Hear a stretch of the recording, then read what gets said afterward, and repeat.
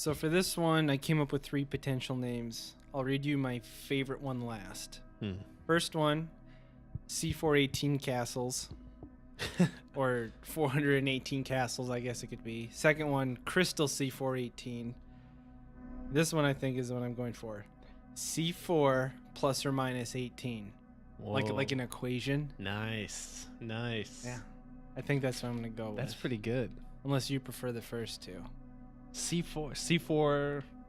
I honestly don't what is the method you use to pick the titles? So usually I look for similar lettering. Okay. So like Crystal Castles has 2 C's in it, and C418 starts with C. So I can easily replace Crystal or Castles with C418. I see. Okay. That's kind of usually what I'm looking for, where I can like replace similar words, or like if 2 words sound alike.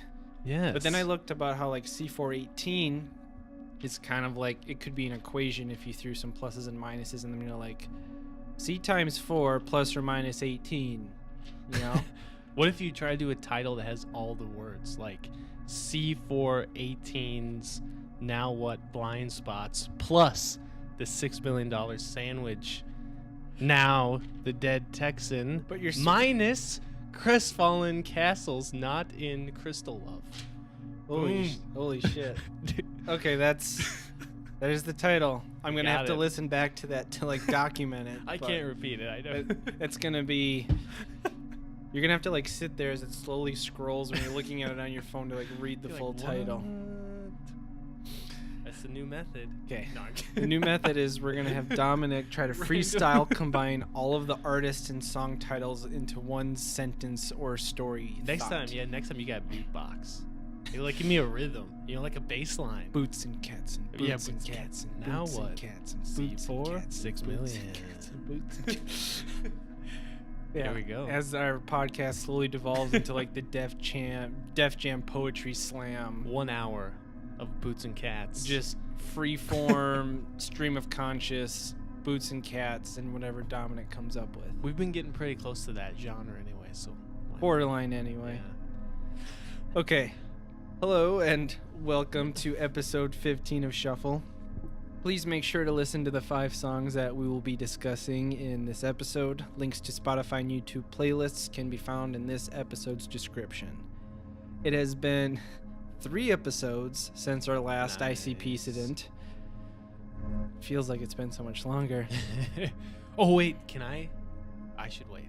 I have an I had a mini ICP incident, but I don't know if it counts. I'm throwing it at you right now. I think you definitely need to talk about it right now. I had an ICP incident. I was enjoying myself in Philadelphia. I was total innocent bystander, and I was accosted by a man. Actually, to be fair, I accosted him. He was working at the Philly cheesesteak shop in Reading Terminal, and he was very aggressive, and he was a very bad... I shouldn't say it. Maybe this will defame him. I hope he won't listen. But he was very aggressive. He was mistaking people's orders, blaming it on other people. So this was an employee of the Philly cheese. An employee of... I won't say the name of it, because hopefully there's more than one there, so, sure. No one will know. But my wife looked and nudged me and pointed, and right on his wrist was a fucking clown. The black clown silhouette. Hatchet Man. And it all made sense. I gotta say, every bad stereotype I had of an ICP fan is like, boom. And then I got a little bit scared. My heart rate definitely went up. Blood pressure went up. I got a little freaked out that something might happen. ICP incident. He just like tackles you and like starts painting your face and waterboarding you with Faygo. I was so tempted to, when he was like, what do you want to drink, to be like, Faygo soda, bro. Well, it's funny you should mention you spotting a Hatchet Man tattoo on him, because I had to reach a bit far for our ICP News Corner. Oh, you got something. I did, but it's fringe. It's barely there. Is it more fringe than a random Reading Terminal, Philadelphia, PA encounter? It involves Bernie Sanders and breastfeeding. I'm down. Okay, down with the clown. Down with that clown. So, recently Bernie Sanders had a rally in Ohio, and a woman named Ella Bradford attended this rally with her 6-month-old daughter, Harper. While they were seated in the second row, Harper began to indicate to her mother that she was hungry, and Bradford just started breastfeeding her daughter, and it got a local journalist caught it, and it's this picture of like this woman like cheering with one arm in the air and her daughter at her bosom in the other. And I guess after that, after the rally, both Bernie and Bernie's wife came up to her and thanked her for providing for her daughter at their rally. And then Bernie went on to like use it kind of as a platform to talk about how like women should be allowed to breastfeed wherever and whenever. And like, I see. And this woman was like, it's my daughter. I'm not going to look down at her and say, you have to wait 10 minutes. I'm going to feed you when you're hungry. Yeah. Huh. But if you look at this picture of her cheering, because she has her shirt pulled down, yeah, and her daughter's suckling at her bosom, right above her daughter's head is a Hatchet Man tattoo. No way! So Are you serious? She was also a juggalette. Oh my god. That is my very damn weak connection to an ICP That's news an story. That's almost an ICP incident. Come on, man. Damn. Yeah. Wow. Bernie boobs and juggalettes. Weren't you saying that there's some documentary or something you've read about like Bernie, or not Bernie Sanders? Because fuck that guy. No, Bernie Sanders is a diehard juggalo. Little known fact. Yeah, but isn't there some like ICP activist movement? Yeah, something like that. So we talked about it a while ago. There was a feminism movement moving throughout the juggalette community, and I posted a little documentary kind of talking about their plight and what they're trying to achieve. Juggalettes for Bernie. Let's create that. Hashtag. They feel the burn. Oh god. All right, let's move on to Kanye News Corner, because we haven't talked about him in a while. Starting at the top of the list, Kanye has officially announced the death of the CD. So sorry, Yacht, you were a little early. Now that Kanye said it, it's officially dead. Yeah, now it's official. He sent out a series of tweets saying, "Hi everybody, I was thinking about not making CDs ever again, only streaming. The Yeezus album packaging was an open casket to CDs. Rest in peace." So there it is. No more CDs for me. I believe you, Kanye. Yeah, I believe too. A man who is consistent, sticks by his word. And when he sets out to do something, he does it and doesn't try to redo it. And he puts out finished products. And yeah, exactly. He stands by what he. So I believe him. Shortly after that, he also claimed that he will be releasing 3 albums this year, as well as every year from this year going forward. Wow. Stating, "No more fashion calendar. I'm going Mad Max. 6 collections a year, 3 albums a year." So, as well as putting out 3 albums every year, he will also be putting out 6 separate fashion lines every year for the rest of eternity. Because he is God, and he will not die, and he's the beginning and the end. And for all of eternity, he will be putting out 6 fashion collections and 3 albums. Couldn't he just do one thing well, like every 3 years? Like most musicians? Yeah, exactly. Well, and then also, I mean, he's probably going to start doing 2 video games a year at least. And it's almost like he needs the money. No, that couldn't be. No. Nope. He's rich. Yeah. He even says so on the album. Yeah, the only difference is I'm rich. Yeah. So speaking of the album, let's delve into the life of Pablo. So the album still not technically out. Recently, during a live stream with some fans via her app, Kim Kardashian has confirmed that the album is still being mixed, and she also dropped the fact that it will be on iTunes, which goes against what Kanye said. So it will have an iTunes release, and she also says there may be special surprises on the final version of the album. Ooh. He has posted 2 updates to the album on Tidal, though it's still not officially done. The first update was a slightly altered version of the song Famous. He changed a line in the song. But not even like the controversial T-Swift It was something line. about Puerto Rico, I believe. It was something like Wavin' Proud, like Puerto Rican Day Parade. I guess maybe that was offensive to someone. I don't know the context. Not as of that offensive line. as the Taylor Swift line, I guess. Yeah. He has also updated Wolves. So when he originally dropped Wolves like a year ago, it had Sia and Vic Mensa on it. And then for the Life of Pablo initial release, Sia and Vic Mensa were removed from the track. And Frank Ocean was thrown in there at the end. Yeah. So now Sia and Vic are back on the song. Frank has been removed from the song.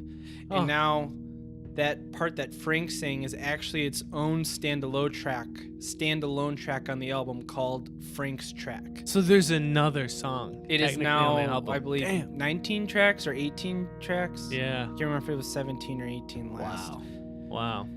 And according to some deep fans, there's been other minor tweaks to the album that aren't really worth mentioning because I don't think most people would notice unless you're truly obsessed with it. Some 666s embedded in there. Yeah, some Illuminati shout outs. Kanye's also confirmed that The Life of Pablo is a living, breathing, changing creative expression, #contemporary art. So I guess we can expect for it to never be finished, I guess.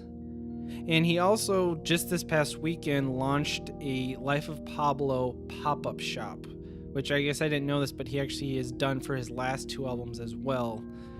It's in New York City, and it's basically like a little weekend-long store where a bunch of merchandise is being sold at for extremely expensive prices.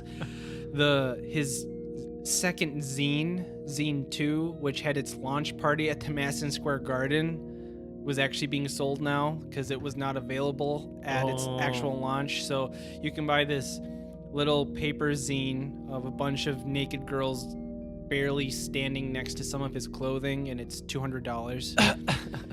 Yeah. Help Kanye out.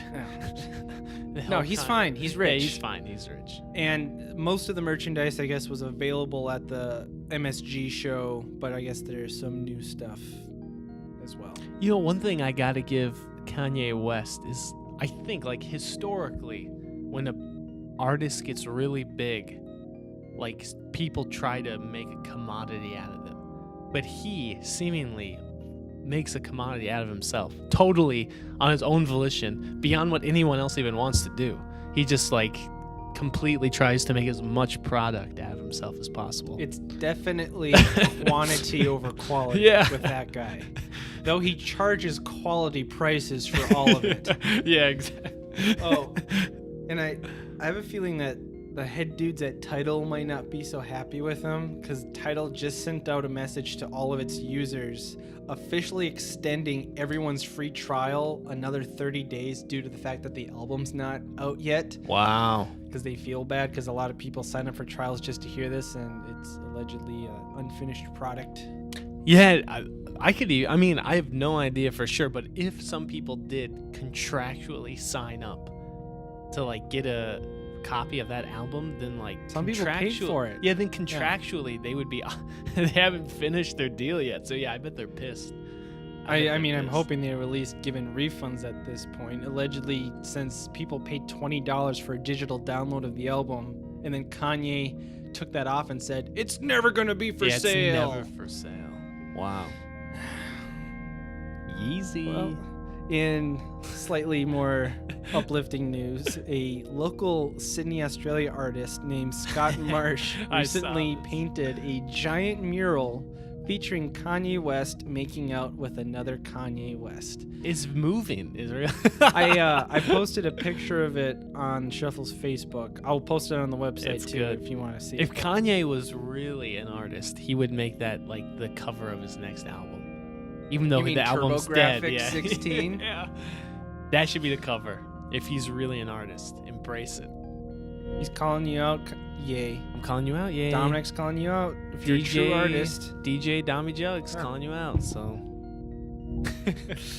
And I guess in our last bit of Kanye news, Kanye West, The National, and Mumford Sons have announced they are teaming up to make a collaborative album. Finally. God, it's what we've all been waiting for. It's what we've all wanted. Thank you. You. Finally delivering. It's going to be called Metamorphosis, and it is intended to support the advocacy organization Global Citizen in its quest to end extreme global poverty by the year 2030. I'll post a link about it. It's actually, I guess this is a passion project of the lead singer of Mumford & Sons, so it's kind of his thing. He gives a big spiel on it, but I probably should have done a little more research, but I'm assuming the sales profits from this are going to go towards helping this organization. They just go to Yeezy. He needs the money. He's the extreme international poverty. He's $53 million in debt. That is extreme poverty, man. Yeah. That's extreme poverty. Minus 53 million. My God. I've never been in that much debt before. Yeah, no kidding, man. Shit. I think we cracked the case on that one. Pray for Kanye. So let's move on to music news. Did you hear that Morrissey is seriously considering running to be mayor of London? I did. I just saw the headline. Yeah. So basically, if you're familiar with Morrissey, he's a huge animal rights activist, and he is appalled by animal living conditions, how they're treated in the meat processing plants, and just purely in their day-to-day lives in England. And he says there must be a governmental voice against the hellish and archaic social injustice allotted to animals in the United Kingdom, simply because those animals do not speak English. Otherwise, millions of very caring citizens are greatly concerned about issues that no one is able to do anything about. And I guess he recently entered some contest where you literally only need 300 votes and your name can be put on the ballot to be considered to be mayor of London. Wow. And while he hasn't officially come out stating he is going to be part of that, he is seriously considering it. Wow. Save the animals. Teach them English. That seems to be the real problem here. It's very hellish and archaic that the United Kingdom isn't doing more to teach more animals English. Yeah, exactly. I mean, the language came from their country, for goodness sakes. Yeah, really. Give it back to the indigenous, the animals. If Americans can learn English, I'm sure animals can learn English. Yeah, agreed. Come on, Morrissey. Come on, Morrissey. I'm offended. Yeah. I'm a little bit offended. Come on. So there's animals dying illiterate. That's messed up, dude. Messed up. I mean, I still want my burgers, but at least I can take comfort in the fact that they were able to read the warning labels on the machines that slaughtered them before it killed them. Exactly. You know? It's the dignity that they're due. It's the right thing to do. Yeah. Hashtag Morrissey. Hashtag Morrissey. Morrissey for mayor. Morrissey. Mayor Morrissey. Mayor Wow, Morrissey. It's good alliteration. That's great. So, your favorite musician's offspring, Stella McCartney, is teaming up with Grimes to put out a new perfume line. I'm not that into it. Sorry, Stella and Grimes. Dominic shutting you down. Shutting you down. Come on, Stella, quit your day job and just convince your dad to get back in the studio with Wings. Come on. Come on. Perfume? Shit. Well, so speaking of other environmentally friendly people and animal rights, Grimes is a huge animal rights activist as well as a vegan, and she stated that Stella McCartney is her favorite vegan of all time. So this perfume they're putting out is the first environmentally friendly vegan. All the packaging is made from sustainably managed forests perfume. It's called POP, P-O-P in all caps. Wow. I don't know how it smells, but you can look forward to that coming out soon, I guess. Why have perfume at all? If you're that concerned about the environment, means of production, etc., just have no perfume. In all that, come on, just end it. It's a way to make money and let people know you care about stuff at the same time. That's how I like to show people I care, through what I buy. Yeah. You're consuming things. That's why I wear a Wings t-shirt every day of my life. And just to show how much he likes buying stuff, at the end of every day, he throws it away and buys a new one the next day. Yep, that's right. So did you ever hear about a rumor that back in I think the early 90s, maybe late 80s, Jack White hid a bunch of vinyl and some In a furniture. couch. Yeah, I heard that. Yeah, so before his White Stripe days, he was actually an upholsterer in Detroit. And him and his fellow upholsterer had a band called like the Upholsterers, and they recorded a couple singles. And there was this rumor that allegedly they had pressed 100 copies of this single called Your Furniture Was Always Dead, I Was Just Afraid to Tell You, and placed it in 100 random pieces of furniture they worked on. Jesus. And everyone just thought it was always just a tall tale. But recently, 2 separate people have contacted Third Man Records stating that they found one of these singles hidden in their couch. Wow. Which means there's 98 other ones there, just somewhere in like probably some abandoned home in Detroit, probably. In a garbage dump, yeah. Yeah. Wow. So that's kind of neat. Wow. Do you know what it sounds like? Did they say? There hasn't like been a recording leaked. I suppose it's worth a lot to tell. I'm sure it is. They did post a picture of like the album art. I'll post a picture of it. It's pretty lo-fi. Yeah, I would. Yeah. Yeah. In case anyone's ever wondering, Gene Simmons has confirmed to us that rap will die in the next 10 years. See, I thought so, but I was just waiting for Gene Simmons to tell me. He's our moral compass. Yeah, he recently did an interview with Rolling Stone. His tongue was out the whole time, too, so he was telling the truth. He said, I'm looking forward to the death of rap, which will be in the next 10 years. To which Talib Kweli responded on Twitter saying, would it be unfair of me to say I'm looking forward to the death of Gene Simmons or not? Chuck Berry shits on Kiss. Nice. Fucking Gene Simmons. And in our last bit of music news, President Obama recently skipped Nancy Reagan's funeral to go to South by Southwest. That's like that. Now he is the coolest president of all time. I saw a pretty good Onion article that said like conservatives appalled as Obama kip flips over Nancy Reagan's grave on his way to South by Southwest or something like that. Nice, yeah. No, yeah, he pretty much just set in stone that he's the coolest president we'll probably ever have. That's like the best headline ever. President skips Nancy Reagan's funeral to go to South by Southwest. Very nice. Which is even funnier in the fact that, a lot of people affiliate music festivals with drug usage. Yeah. Nancy Reagan was famous for Just Say No, like her huge anti-drug campaign. Yeah. It's like the biggest fuck you to the war on drugs ever, and our president did it. He smoked a joint while he gave his keynote address. Yeah. I'm sure.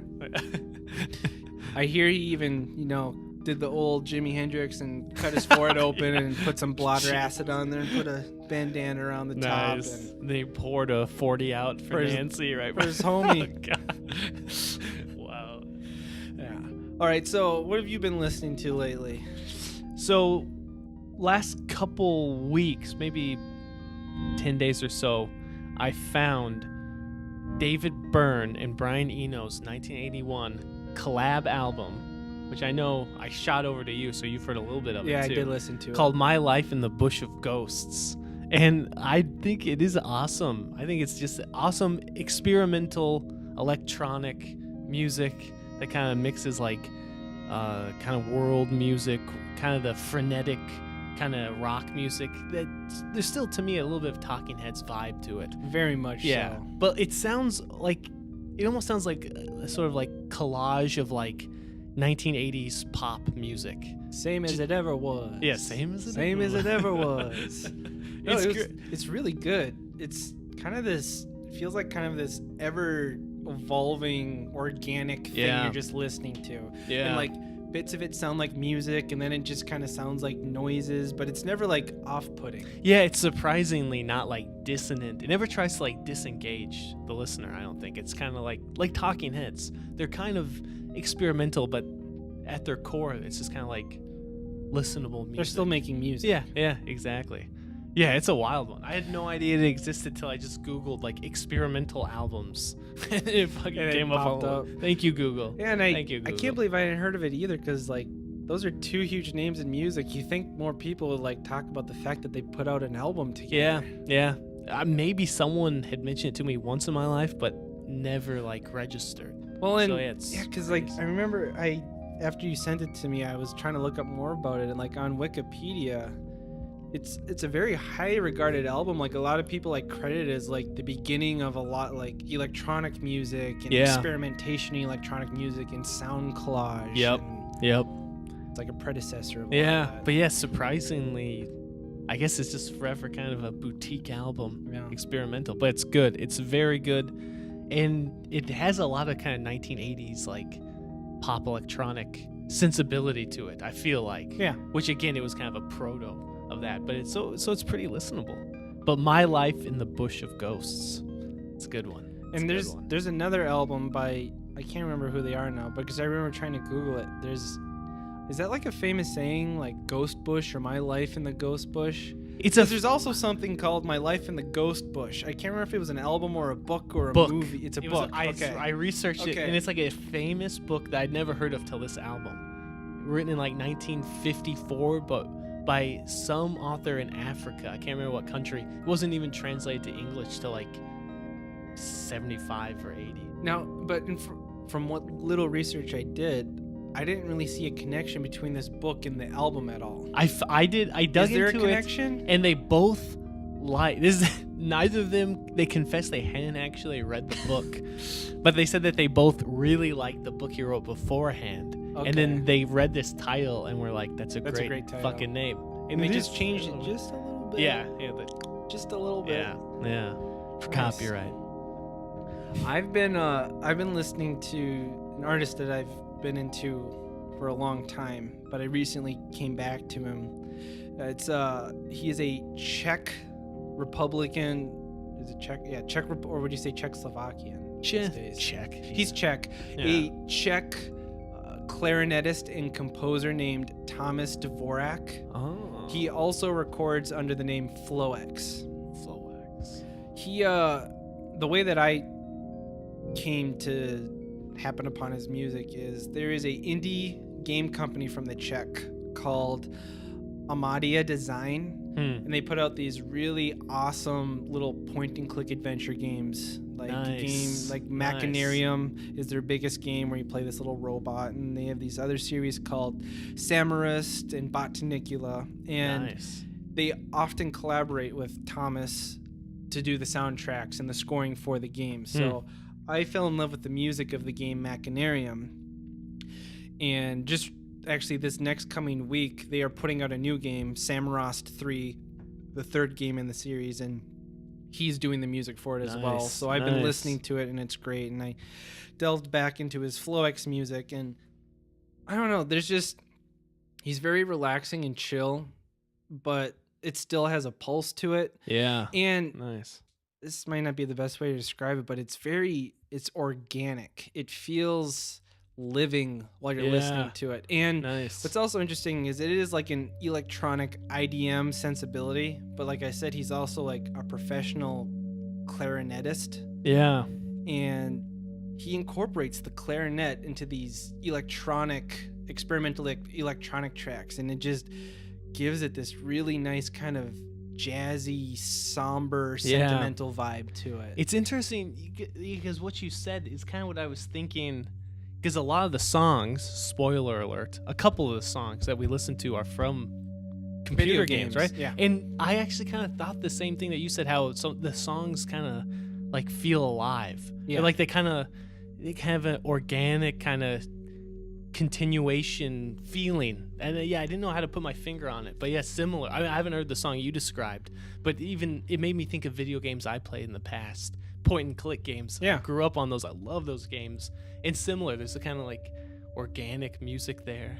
I feel like video game soundtracks have to kind of have that organic feel, because obviously you have to like build a song that is repetitive and kind of loops. Yeah. But at the same time, the sections that loop, you want to have it be constantly changing, so it's not literally just like the same thing on repeat. Yeah, exactly. So you kind of have to like get in this friendly zone of like making something that is repetitive but has enough little weird tweaks in it where it always kind of sounds slightly different. Yeah, it doesn't give you a headache. Yeah. Exactly. Oh. Wait, so what's the artist Florax. Floex. Floex. Floex. I'll have to check him out. Floex. Floex. I think I sent you one of his albums the other day under Thomas Dvorak, the Machinarium soundtrack. You did? I recommend it. You sent me Forest Sword or Sword Forest. Forest Swords. Forest engraving. Swords. Oh yeah. And then I sent you another album, and it was he records under both Thomas Dvorak and Floex. Oh, and the man. album I sent you was under Thomas Dvorak. I must have buried that in my message. I'll have to go back to that. It's all good. Shit. Next week I'll report on it. Yeah, it's great. The shuffle guarantee. That's the show. That's the new one. That's the shuffle guarantee. It's the shuffle guarantee. As well as fuck you, audience. And fuck you, audience. Yeah. The right. shuffle promise. The shuffle promise is fuck you, audience. The shuffle guarantee is ever changing. Yeah. But it's guaranteed to be ever changing. I like that. Yeah. Okay, let's move on to our first track, Now What by Jerry Martin, which is from the year 2000 video game The Sims. There was an official soundtrack put out to this game called The Sims Original Video Game Soundtrack, which was released in 2007, but this track actually did not appear on that official soundtrack. Oh. I actually ripped this song from the game's program files in my computer Wow. because I was enjoying listening to the music of The Sims so much, and I went into the program files in my computer, and I noticed that they actually easily just labeled a bunch of MP3s I could pull out of the folder and just listen to on my own. Nice. And it wouldn't be till later that I actually found out that he titled this song in the game folder. It's just called Build 5 because it is one of the 6 songs that plays when you're in the build mode of the game. Yeah. But yeah, he actually titled it. It's called Now What. Nice. So Jerry Martin is an American composer famous for composing music for television commercials, as well as being the lead composer and studio audio director for the games in the Sims series. In 1985, he founded his original music composition and productions company called Music Control, and from then until 1995, worked with 90 different films, videos, and ad agency producers on over 200 different commissions. Damn. Working with companies like AT&T, Toyota, USA, NBA, Honda, a bunch of commercial stuff. Nice CV, Jerry. Yeah. Nice resume. Damn. And then in 1996, he joined up with the Maxis division of Electronic Arts as their studio director and lead composer. Maxis, for anyone not familiar, are the ones that put out all of the Sims games. The Sims, Sim Farm, Sim City, anything with Sims, it was under Maxis. And then from 1996 to 2004, he composed and produced music for many game franchises, including The Sims, Sim City, Sim Copter, Sim Tunes, Sim Park, Sim Safari, Sim Golf, Sim whatever word you want to throw behind the word Sim. Yeah.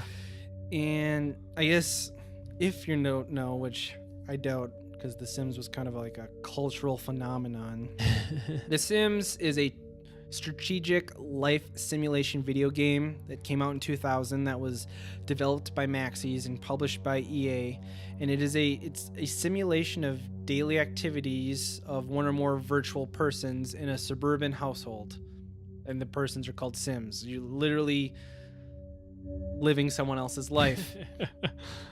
Countless hours of my life, which I will never get back, were sunk into that game, as I'm sure many of you were as well.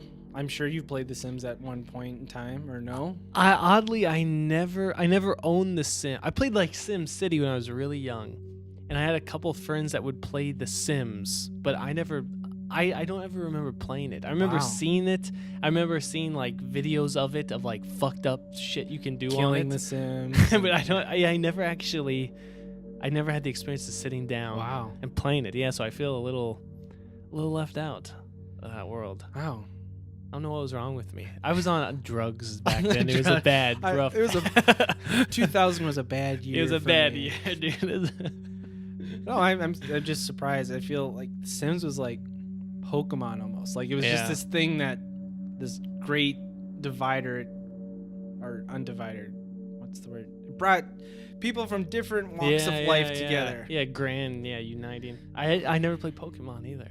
God damn it. I I know, dude. You're off the podcast. Again, I was just doing a lot of drugs, a lot of crazy shit. He was just being way cooler than the rest of us. Do you remember in like first grade when yo-yos were cool for like a week? Dude, I got super into yo-yos. See, I stayed with yo-yos for like 25 years. So Pokemon came and I just kept yo-yoing. And Sims came, yo-yoing. For you listeners, he is walking the dog right Exactly. now. People started getting girlfriends and going to prom, and I said, Yo-yos. fuck you, I got my yo-yos, bro. Remember that one week in first grade, we all said, let's yo-yo for life. I'm the guy that took it seriously. They got those like super duper ones that it was so important. They had to have the ball bearings in it. Oh, yeah. Otherwise, you couldn't sleep it. Exactly. You got to be able to sleep it. Gotta walk the dog. And then you'd go to like fairs and you'd see that dude who like had a whole routine set to music. Yep. And you could like buy his yo-yo and his videotape that instructed you on how to do all of his tricks. Fuck yeah, dude. That was me eating it up. I was the yo-yo kid.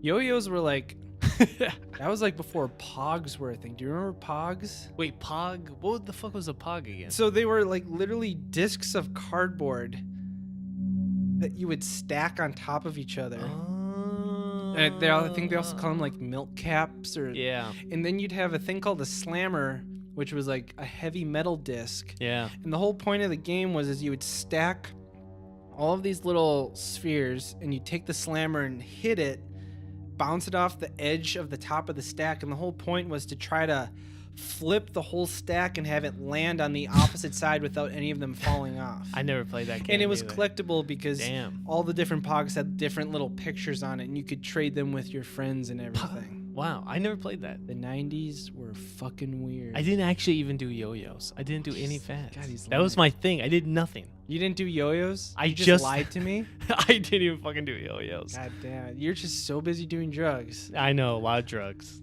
I read books and I did drugs. And that's how you got into Wings. Yeah, that's how I got into Wings. Saved my fucking life. Wings. And then Wings saved my fucking life. And that's why. Will you marry me? That's what I said to my wife too. That was this. I finally told her how Wings saved my life, and I said, "Will you marry me?" It worked like a charm, y'all. And she was so guilty because he's like, "I'm gonna go back into drugs and kill myself unless you say yes." And now she's trapped with him forever. That's right. That's right. And we're just collecting Wings merch. So anyways, back to Sims. Okay, back to Sims.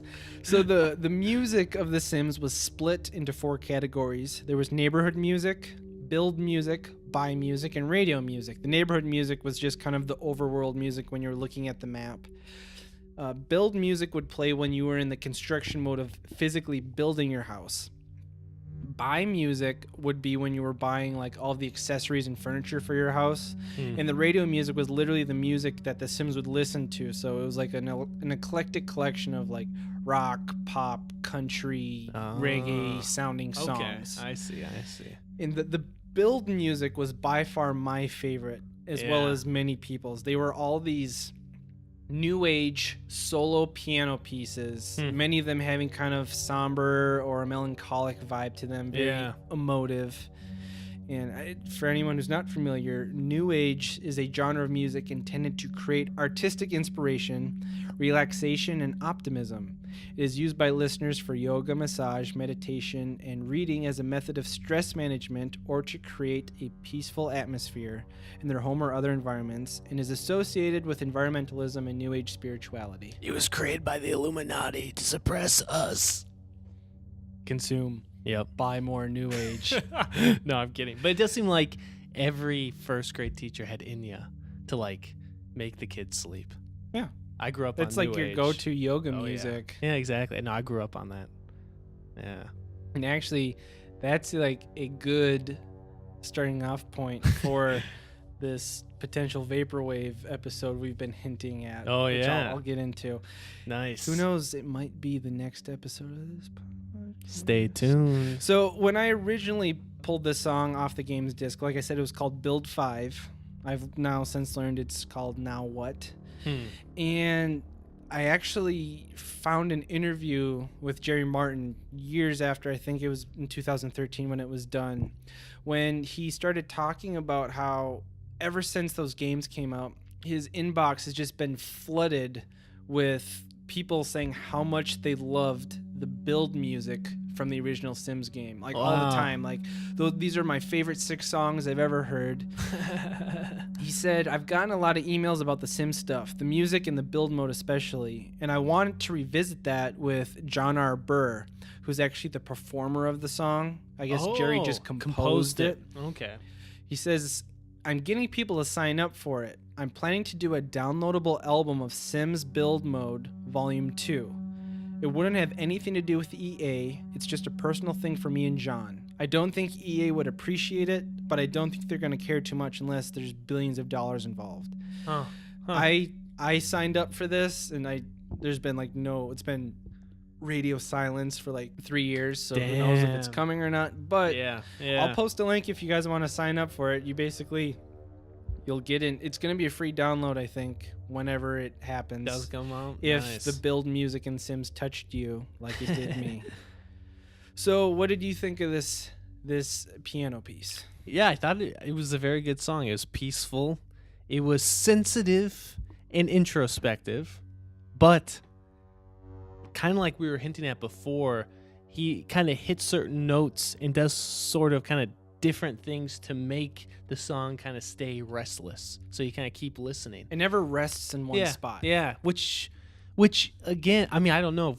I almost feel like we're kind of cracking the code on video games, but because you kind of said that too about the song you recommended, how it was kind of jazzy. Mm-hmm. This was kind of jazzy too, and I am not although I sound like one, I'll admit I'm not an expert on jazz, but those blue notes that jazz people hit, those are like, they almost are definitionally like the notes that you're not expected to hear. So they keep you from feeling resolved, like, You can't ever fall into it. Yeah, exactly. It keeps you on your toes. Yeah, it keeps, like, there's tension. So, and this song is a really surprisingly complex exercise in like having a relaxing, introspective song that keeps tension, kind of. It doesn't resolve itself. And I was kind of shocked at how it was kind of complex and very pretty song. Very complex, and like, I don't know a lot about playing the piano, but it sounds like a very technically proficient pianist is playing this piece. Yeah, with how it does. fast it gets at times. Yeah. And then there's a part where it's just like arpeggios just really fast up and down, but at the same time his other hand is still just like keeping the bass going. Yeah. And it's just like, I remember even like in 2000 when I was however young playing those Sims games and like playing in the build mode, and every once in a while just like finding myself like not even playing the game because I'm just sitting there being like, damn, this music is like it is not getting the credit it deserves stuck in a game. Yeah, like, no kidding. Yeah. This should be, I don't know. Hearing that this was a video game song, because I mean I just Googled it and my expectations were low, just at a total bias, but I was very impressed. Yeah, it was really, really good. Like at the 120 mark, I tried to pinpoint where it kind of happened, where there's like kind of, what is it, arpeggios, if I'm saying that. Yeah, up and down the keys. Yeah, and it sounds like he's just kind of doing your standard major chord notes, and then right about at 120, there's a sudden kind of jazz arpeggio that makes it sound kind of modal, and if he hadn't done that, I would have thought the song was kind of simple, but it's moves like that kind of add a third dimension to the song that I was completely shocked to hear in a video game song. Yeah, no. But it was like, wow, I was very impressed. I was like, shit, that's... And I feel like the piano can sometimes be so like, it always has to be accompanied by something. Yeah, like, certain people, yes, have appreciation for solo piano, but I feel like a lot of times that would sound kind of boring to some people. Yeah. And I think a piece of music like this can really show you how much agency and conviction a solo, like, it really shows you like how pianos are like probably like the most important instrument out of all of them. Yeah. I think it can just do so much. Yeah, I think that's the...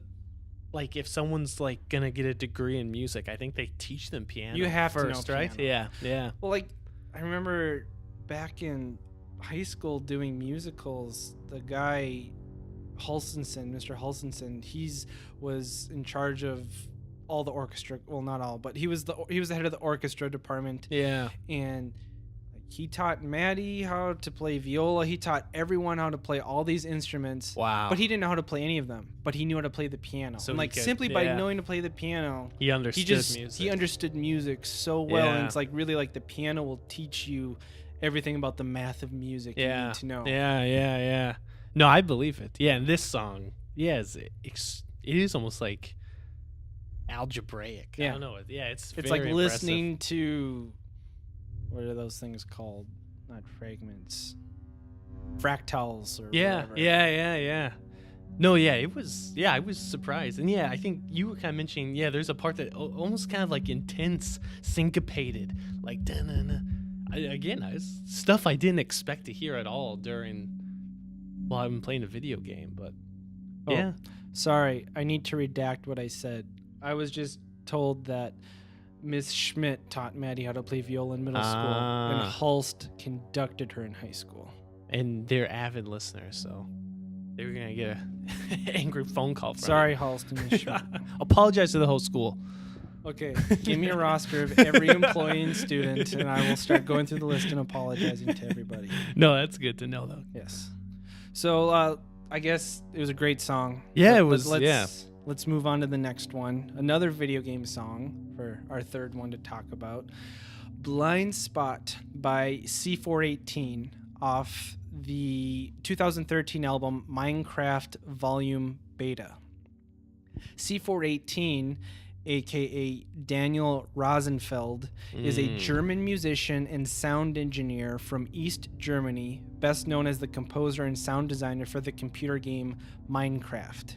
Wow. Rosenfeld was born and grew up in East Germany after the reunification, and the economic realities of the region that he grew up in limited his resources to learn audio composition. So he learned how to make music with shitty equipment and programs. So it's kind of like that thing where like the limitations forced him to be very creative. Yeah. Learning under such restrictions actually turned out to help him, because when he began collaborating with the Minecraft creator Marcus Pearson, who also goes by the name of Notch, it turns out that the Minecraft sound engine in the game was complete shit. He said, Minecraft has a terrible sound engine. Imagine a looping sound file that plays for 2 seconds and then just starts over. Let's say it's a rain sound effect. And now your character's on a beach, so there's sound waves too. But if you play the sound waves at the same time as the rain looping, and if they're playing simultaneously, the engine will crash and the game will just shut down. Wow. And the engine only has 20 sound channels to begin with.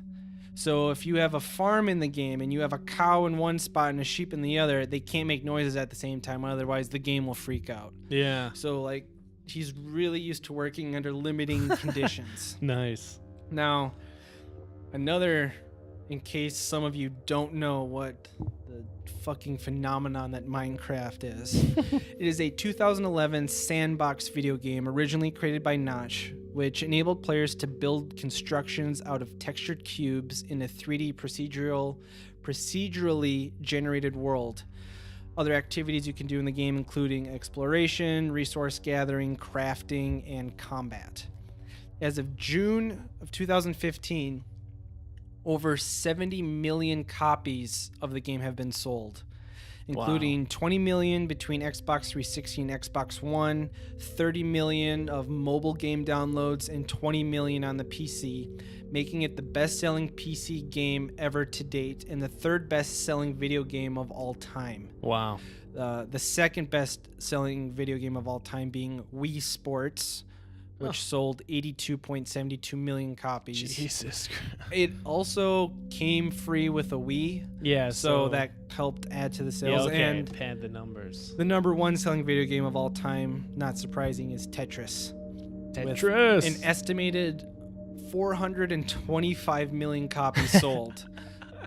But you also need to keep in mind that Tetris exists in so many various forms and it's been around forever. But yeah, classic. Minecraft is basically Tetris, isn't it? Yeah. Everything's pretty much Tetris. Life is pretty much Tetris. Life is Tetris. I like that. Yeah. It's all about getting things in perfect place, Yeah. and then eventually you disappear and die and go, Yeah. and you just accept the nothingness of non-existence, and That's pretty. And sometimes you get in the Hall of Fame, and sometimes you don't. we're just always waiting for that long straight piece. Yeah. And it's never coming, but you're just waiting. You're just waiting The sweet long while piece of all death. all the stress just builds up on the side of the board, and Yeah. it gets overwhelming, and Life is Tetris. Holy life shit. is Tetris. That's the shuffle guarantee. That's the shuffle guarantee, motherfucker. So, in addition to game soundtracks, C418 also composes his own independent music. It's very good. It's very similar to this song. His compositions have been compared to those of Brian Eno Yeah. and the French composer and pianist Eric Satie, who I didn't know of him before, but after reading about him a bit, I'm extremely interested. He's actually considered to be kind of like, at least his work was the precursor to minimalism, surrealism, repetitive music. Wow. Wait, is it? Theater of the absurd. Is his last name Satie? Yes, but Okay. According to Wikipedia, it's pronounced Satie. I might be getting that wrong. I have no but idea. yes, I've that's seen that name. I've seen that. Satie. Okay, I've seen the name. I never knew how to pronounce it. And he's like super into experimentation Wow. and avant-garde. Yep. So Yeah. I'm definitely going to be checking him out. Nice. So what inspired C418 to make the Minecraft music was actually another PC video game called Dwarf Fortress, which is it's a cult classic. It's a ridiculously complex role-playing game, and it's built in ASCII 2, so it looks shitty. It looks like just a bunch of little weird symbols and text, pretty much. And it's extremely difficult. One of the hardest games you'll ever play. And C418 had this to say about it. The thing about it is, you're playing in this terrible DOS window, but you get this lovely guitar music playing in the background, and it makes the player think, maybe I should keep playing. Maybe there's more to this game. And I wanted to create that same feeling in Minecraft. Also, the world looks sort of 8-bit, so people probably expect the music to sound like chiptune music, like a Game Boy. But I was like, no, I want to do something unexpected. So I decided to work with experimental, simplistic acoustic music that doesn't actually tell you anything about the game.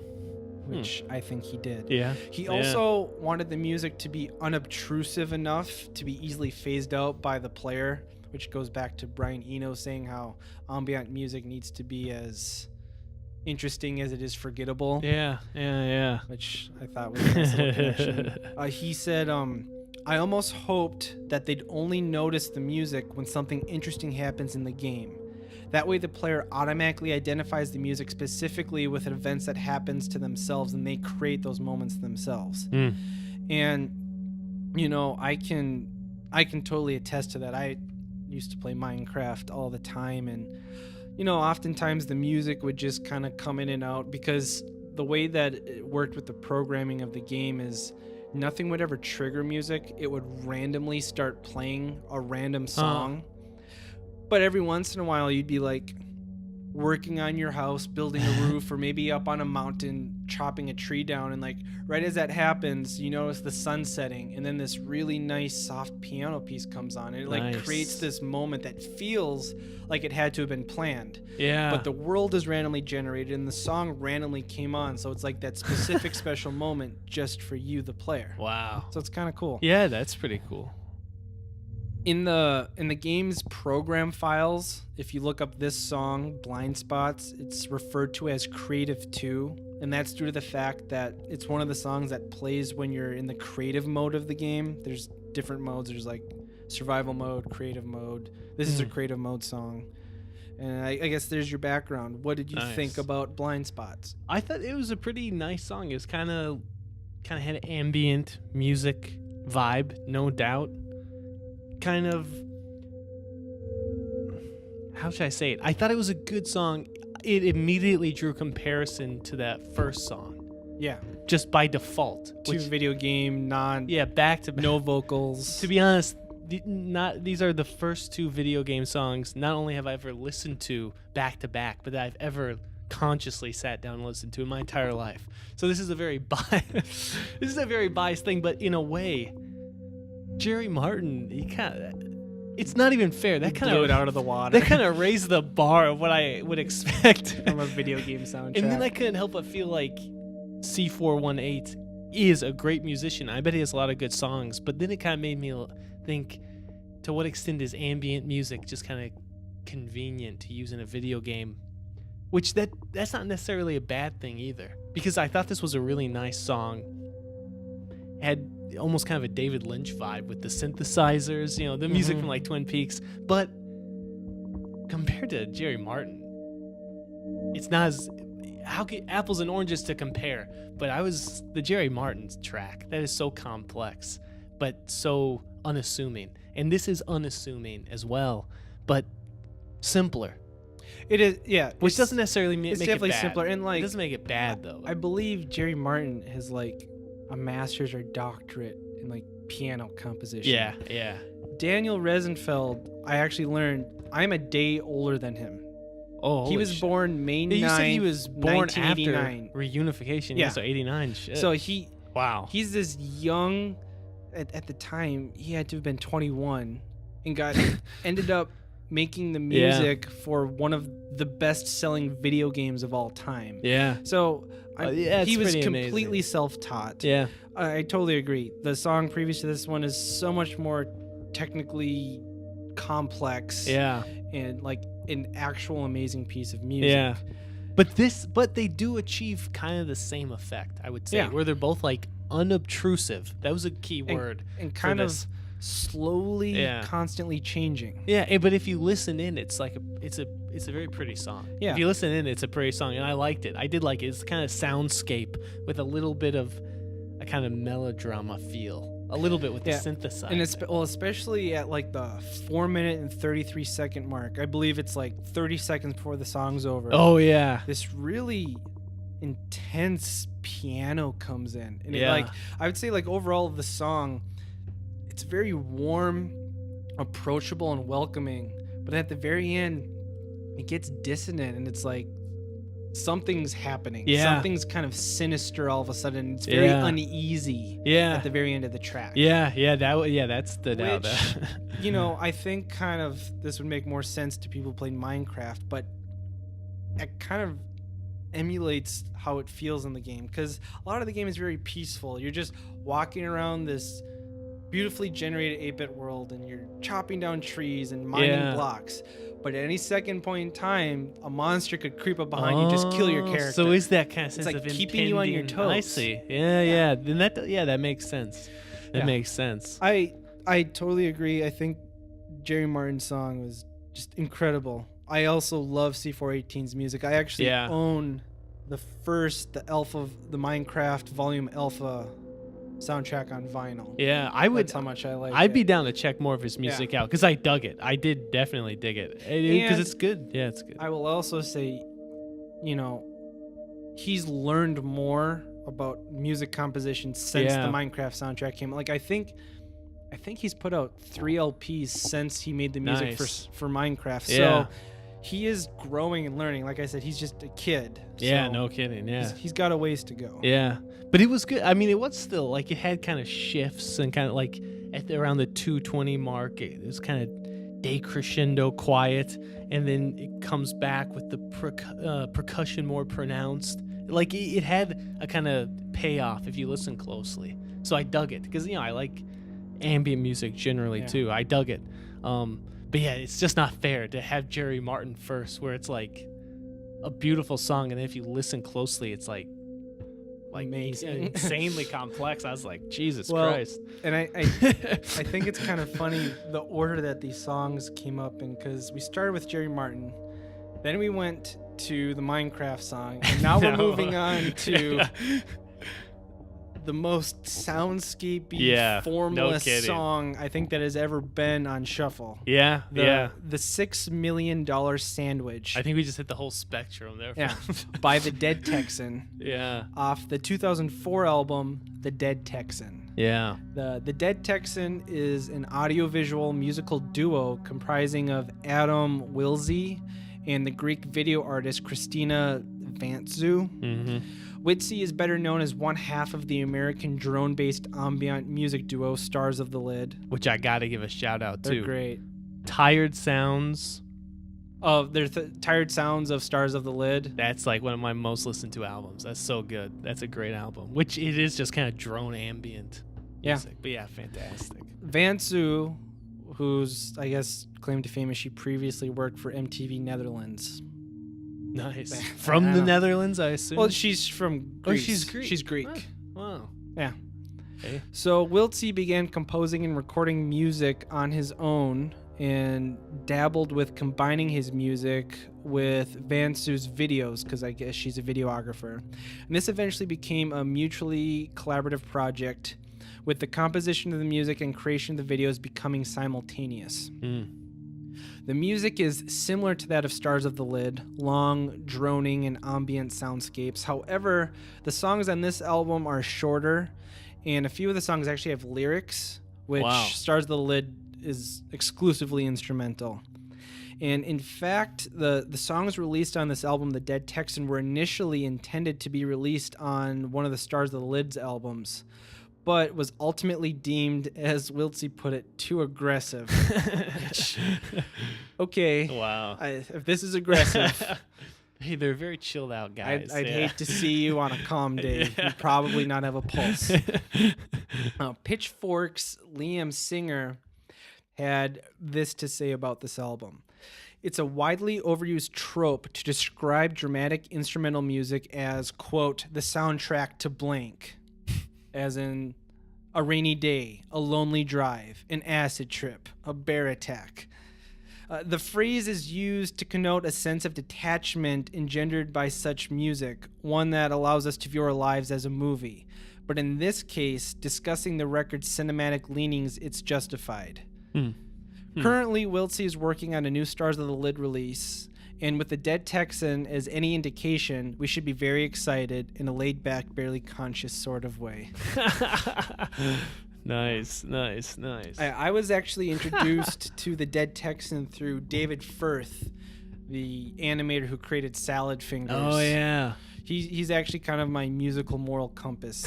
I feel like everyone has that person in their life that like introduced them to like David Firth got me into Aphex Twin, Boards of Canada, Sigur Rós, and like for another good example, most of the background music that plays in Shuffle is his music, his musical project Locust Toy Box. Nice. It's David Firth's music. Oh, so okay. he used a Dead Texan song in one of his Flash cartoons, actually one of my favorites called Socklops. I'll post a link to it. Yeah. It's really great.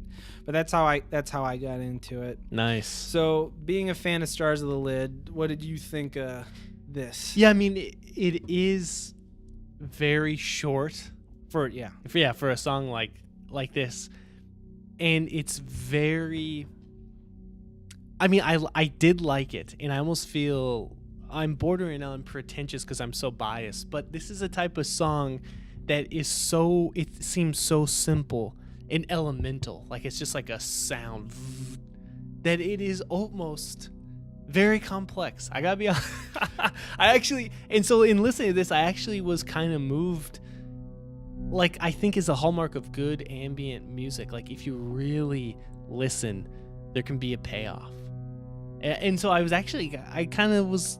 dug this song. I really did. I dug this song. I actually wrote down the exact same thing. Really? In my notes. Okay. Wow. Nice. Because nice. at first, especially coming after Jerry Martin and the C418 song and the next two songs on this playlist, this song it's so missable, easily missable. Yeah. You can write it off very easy.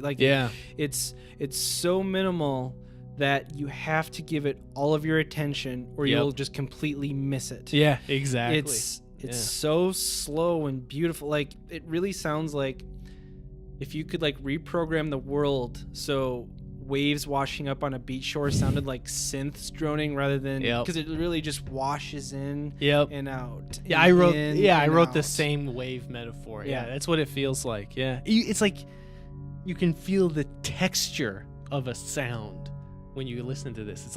It's almost like a kind of visceral And while I was sitting on my couch with my headphones on listening to it, it was like the world was disappearing around me almost. Like I was just falling into this void of music. Yeah. It's very powerful, but it's very small. Yeah, it's a small amount of power. Yeah, it's short, and again, I kept thinking of that wave metaphor too, because it's almost like the song is like two movements that just keep repeating. There's like it crests, the wave comes up, and it almost doesn't sound like music. It's just, and then as it crests and falls, you hear kind of like tiny little modulations of sound that sound like a harmony. It's like, you know, so it had that kind of visceral. Then again, it's like I do think he really went through a lot of drafts to write this song, and he planned it out to a lot of precision, which is kind of crazy to think, a song that you could literally like just completely miss. Yeah, you could play this really loud at a party and people would be like, is there music playing? Sounds like someone left a window open. Yeah, is the wind? Yeah, exactly. Is there a beach over there? But yeah, it's really worth the close listen. A very pretty song. I highly recommend listening to it with headphones on. Yeah. And I'm not sure if this song is trying to convey an emotion, and if it is, what emotion that is, but it sure made me feel a lot. Yeah. Kind of like an abstract, non-formed feeling. There was just a lot of feeling. Yeah, exactly. Yeah, because it's not sentimental or melodramatic, but it's very emotional. Also, I have no idea why it's called the $6 Million Sandwich. Yeah, that's hilarious. I mean, I was going to ask you. I'm assuming it's referencing the $6 Million Man TV show that used to be on in the 70s or whatever. So sandwiches. I don't know. I don't know. Yeah, no, that's no clue. I couldn't find anything as to why it was titled this. Yeah, but yes, again, something so simple, it's complex almost. Yeah, it's a good song. All right, with that, we can move on to our fourth song, "Not in Love," featuring Robert Smith by Crystal Castles, off their 2010 album, Crystal Castles, also called in parentheses 2. Because it came out in 2010. It came out early. It actually leaked, which forced them to release it. And then on April 25th, 2011, the album was reissued digitally, being retitled just parentheses II2. Oh, yeah. And this reissue replaced the original version of this song, "Not in Love," with this version featuring Robert Smith's vocals. The original version did not have Robert Smith. Okay. There's a point in the song where it sounds like there's a robot voice singing. Yeah. Yep. The whole original song used to just sound like that. What were those vocals? Okay. Yep. Yeah. And the trancey nature of the refrain wasn't as loud and bumping. They also tweaked the mixing a bit. So Crystal Castles are an experimental electronic band from Toronto, Ontario. They formed in 2003 by songwriter and producer Ethan Kath. They are known for their chaotic live shows and lo-fi melancholic homemade productions. In 2006, Alice Glass joined as the group's front person and vocalist. Together they would put out 3 LPs, all being titled Crystal Castles, and then being redubbed 1, 2, and 3. Their debut album, Crystal Castles, was listed at number 39 on NME's Top 100 Greatest Albums of the Decade. Their second album, this one, actually charted on Billboard 200 and actually put out their first worldwide charting single, which happens to be this song, "Not in Love." And then in October of 2014, Alice Glass announced her departure from the band, citing personal and professional reasons, which she would later confirm and accuse Ethan Kath, her band member, of physical, verbal, and sexual assault. Damn. Over a very long period of time. Yeah.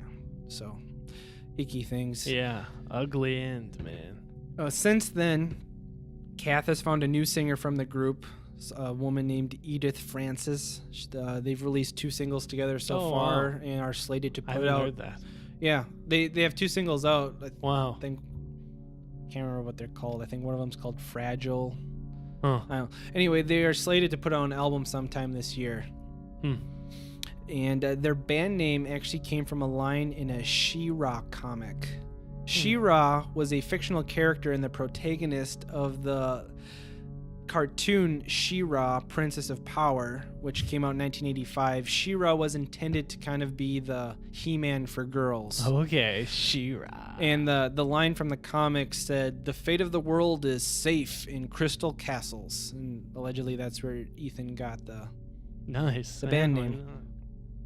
This album, Crystal Castles 2, was recorded by Kath in a variety of locations, including an abandoned church in Iceland, a self-built cabin in northern Ontario, and in a garage behind an abandoned drugstore in Detroit. He has been quoted saying, "I recorded most of the record in the coldest winter in decades in a church without heat in Iceland. It was so cold that when I listened back, I could hear myself shivering. I chose it because it felt right." Crystal Castles, they're one of my favorite bands. Yeah. But they're one of those bands where if you start to read too much into them, their pretension kind of starts to discourage my interest in them. That last line was very Spinal Tap. It felt right. It felt right. Crank it up to 11.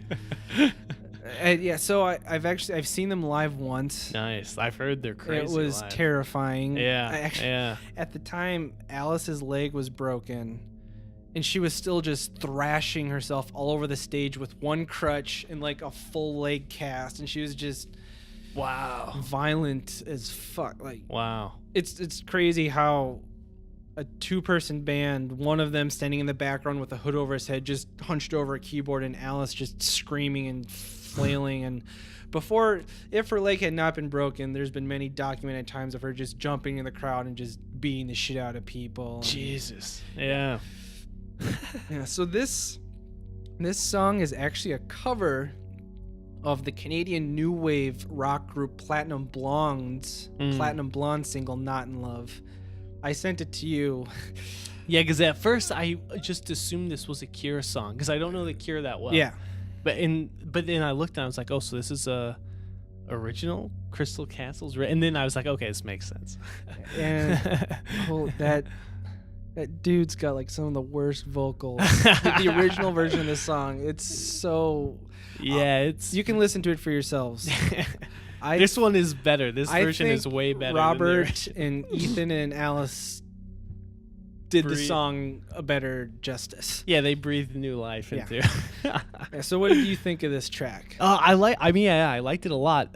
I thought, especially knowing that it wasn't a Cure song, I thought it was a smart. I don't know the Cure very well, and I know that you do. You know them pretty well.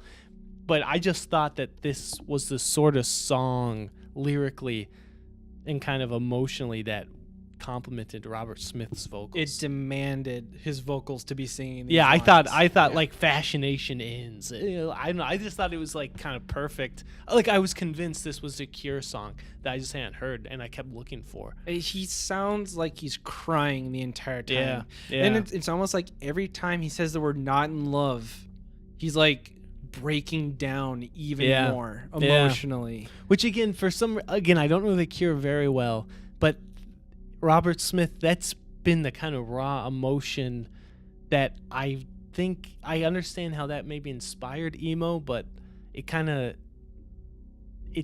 I would never put it with emo because it just seems so genuine to him. Goth. It seems very genuine to him and his art form that it's never really rubbed me the wrong way. So I dug it. I really did. And I gotta say that kind of recurring super trebled fuzzed synth effect that would play while he sings the banger. While he sings I'm Not in Love.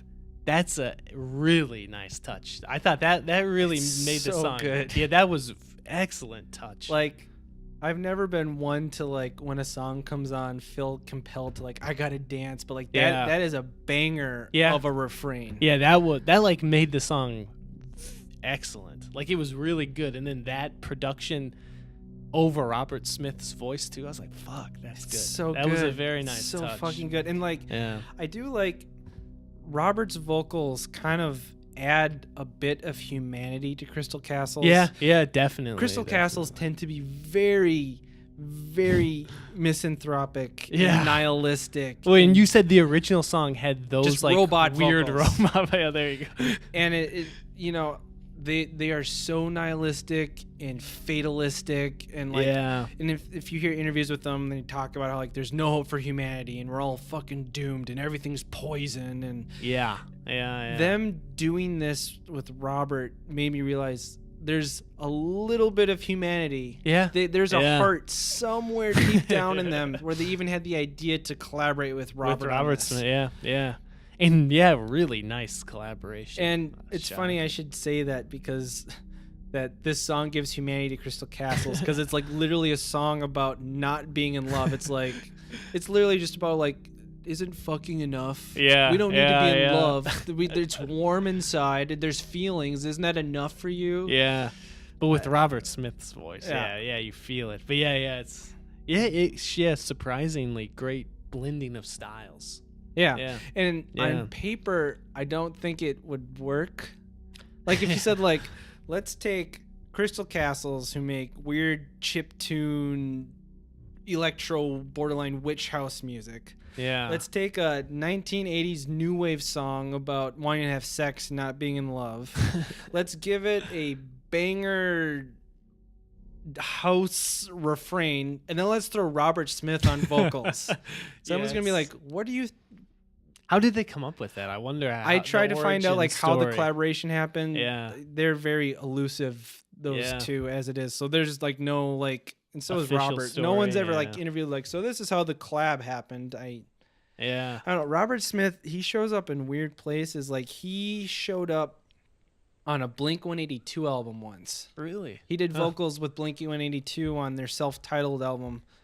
It's actually a really good song. I could see that. I could Yeah. see that working. Yeah. Yeah, so no, Damn. and he's collaborated with Korn also. Like Nice. he tries things. But yeah, Yeah. great song. Yeah. I love that yeah, song. I dug it. Yeah, I dug it. All right, let's move on to our last track, Crestfallen by plus minus off the 2002 album, self-titled long-playing debut album. Nice. So Plus Minus is an American indie-tronic band from New York. The band makes use of both electronic and traditional instruments and has sought to use electronics to recreate traditional indie rock song forms and instrumental structures. The group has developed a devout following in Japan and Taiwan, actually, and all of their albums released over there actually tend to be quite different than the U.S. versions. Really? Huh. Tracks can be rearranged. Artwork is always different. And some of the tracks on the U.S. versions are actually replaced with augmented versions of the songs and sometimes just retitled but being a completely different song. Yeah. Kind of like, if you remember going back to Boris, they tend to do similar Yeah. things like that. Yeah. They're also Japanese. Yeah. So this album was written and performed and recorded almost entirely by the band's guitarist, James Balliute. And then they went, after this, he kind of formed a band to help perform it, and they became a full-fledged band after that. And if anyone's curious, Crestfallen means to be sad or disappointed. Then that's really all I could really find out about this band and track. So Yeah. what did you think of it? I love this song. I did. I love this song. I don't know if I was not familiar with Plus Minus. And when I listened to this, I tried to think if I'd ever heard them before, and I don't know if I have. So I'll have to check them out more, because I thought this was a great kind of experimental song that kind of had near the end a kind of new metal vibe. Yeah, it's Like it a- gets heavy. Yeah, I was like kind of like distorted guitar, but very prominent, almost like hip hop percussion. Which new metal Yeah. does. Yeah. And I was like, again, I kind of feel like I've been becoming like a kind of apologist for new metal. And New what it metal could have been, apologist. I was like, this is kind of a little bit by the end like what new metal could have been. I don't know. I dug it. It was quirky and weird. And It's very fun. yeah. Like, yeah. and I don't feel like I listen to music that often that could be labeled as fun, but this was Yeah. a fun track. Yeah. It almost had kind of sounds like a sound collage almost. Yeah. Like yeah. Like someone- 5 different songs. Yeah, or like throughout. you know, I've done this too. Like any musician kind of hops on a looping program and just starts throwing music loops together and just kind of fucking around, but it actually turned out to like meld really well. I love how heavy it gets at like the 1:07 mark. It's awesome. On that first. And loud, fast drums. Oh man, that's good. That's good. If you're listening to this with headphones on, at the very beginning of the song, there's like a sample of like a finger sliding on the guitar, the squeak. Yep. And it's kind of like it really makes great use of stereo headphones, of like it kind of zipping back and forth between your two ears. It's almost trippy. Yeah, you gotta hear it through headphones. You gotta listen to it through headphones. Yeah, because it. And then there's that weird robot voice like. Which I love, dude. Yeah, I love. Yeah, it was a very kind of freewheeling. I like the sense of kind of abandon. I don't know. I dug it. I loved it. And sorry. No, go ahead. I was gonna say, and what I also really liked after it gets heavy and kind of gets quiet again. I love how the oohs are like blown out, so it sounds like super shitty, like. Yeah. Like. Yeah. It sounds like. They had a lot of fun with it. That's all I can keep saying. Yeah. No, it was. Yeah, it's a song hard to even describe, really. You got to listen to it with headphones. Yeah. But, yeah, really great song. And short and sweet, too. Yeah, and it's really short, too. But, yeah, it kind of was like loud, like jungle jam by the end. It was kind of just, crazy shit. But I got to say, it had some of that this is almost like what new metal could have been. I swear. I loved it. I really could have been core. Yeah, could have been, man. Yeah, could have been core. I like that. Yeah, you try to salvage a genre, bring it into the future. That's what this was. Crestfallen. You're sad and disappointed about what happened to new metal. And you pick and it you're back feeling up. wistful about what it could have been. Exactly, man. So this is going to be hard for me because I can honestly say, of all of the shuffle playlists we've had, at least the randomly generated ones, this was the first one where I honestly enjoyed all 5 songs, and I could see myself returning to these 5 songs. Yeah, it seems like if any one of these songs was like on another set of 5, it would have been my favorite. Yeah, so it's tough. It's gonna be like, prior to this playlist, I've been listening to that Not in Love song for years. Like I love that song, but I also have like so much nostalgia attached to that Jerry Martin track. Yeah, that song is nuts. I don't even know what to do. You go. I think, and again, preface it by saying I thought every song was fantastic. Really, they were all worth listening to, and listening to the artists who did them, listening to them more. But I think Crestfallen, plus minus. Really? I think I am going to pick that because I liked all of them, but that song I just thought was like the most like kind of ridiculous, and I dug it. I don't know, I just really dug it. But again, it was a very hard decision. Yeah, no, it was a very close. It's an amazing song. Yeah. I think just for the simple fact that I know like the next one of these 5 songs I'm probably going to actively seek to listen to would be Not in Love. Yeah, that would probably have to be my favorite. No, that was a great Crestfallen's a great song too. I guess I don't know if you listen to this podcast, but Peter B, a guy I met freshman year of college, he introduced me to Plus Minus. And he showed me that song Crestfallen. So I think also Zach Rorda, who we've talked about on this podcast too, they kind of showed me Plus Minus. So shout out to Peter B and Zach Rorda. Nice. Great song. Yeah. So, but Jerry Martin, I do have to do like an honorable mention of Jerry Martin. And I really thought I also, because that dude obviously knows music better than any of these other guys. The fact that he could compose something like that without being able to play it himself just shows you how well his mind works. Yeah. So, I guess that's it. Please continue to send us in submissions. We actually only need one more song for our next listener-generated playlist. Only one more. So I just need one of you to send me a track that you want us to talk about. Only you can help us reach our goal. Can help prevent us from not being able to do the next listener-generated playlist. So do it. Come on. Send it to our Facebook facebook.com/shuffle, at Shuffle Podcast on Twitter, shufflepodcast.tumblr.com, shufflecastpod@gmail.com. Also, please check out the Game Cave podcast that my friend John Miller does if you want to hear me and him and some of our other friends talk about video games. soundcloud.com/the Game Cave podcast. Here are your tracks for episode 16, unless Dominic has anything he wants to plug. Again, I got some songs coming. I got a new SoundCloud up, and I got some tracks coming out in the next year or two. So once stay Martin tuned. Shkreli's mixtape drops, Yeah. Dominic's gonna drop his. Yeah, counter mixtape, man. Look for it. So episode 16's tracks. I'm not gonna be able to say this because it's all in French. Oh shit. Ma mère Loyer, which Maddie kind of helped me figure out meant like mother bird or mother goose. Okay. It's the name of a piece of music by the French composer Maurice Ravel, and it's actually the fifth portion of this piece. Tableau Laideronnette. Here, you read it. You know French. Let me try. It's the top one. Okay. Ma mère, Tableau V. Laideronnette, impérative de pagodes.